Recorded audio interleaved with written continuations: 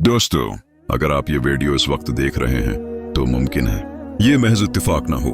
मुमकिन है आप इस वक्त जिंदगी के उस मरहले से गुजर रहे हों जहां दिल थक चुका हो, आंखें रो रो कर खामोश हो गई हों और जुबान सिर्फ एक ही जुमला दोहराती हो, या अल्लाह अब कब। कभी गौर किया है जब आजमाइश हद से बढ़ जाती है तो इंसान लोगों से नहीं खुद से बातें करने लगता है। रात के अंधेरे में जब सब सो जाते हैं तो एक इंसान अपने रब से खामोशी में कहता है, मैं टूट गया हूं, अब हिम्मत नहीं रही, मुझे बस कोई इशारा दे दे। दोस्तों, ये वो लम्हा होता है जहां अक्सर लोग समझते हैं कि शायद अल्लाह नाराज है, मगर सच ये है इसी मकाम पर आजमाइश अपने आखिरी मरहले में दाखिल हो रही होती है।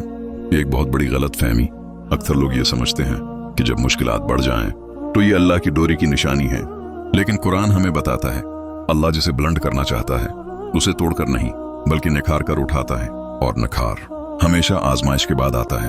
ये आजमाइश का आखिरी मरहला कैसा होता है?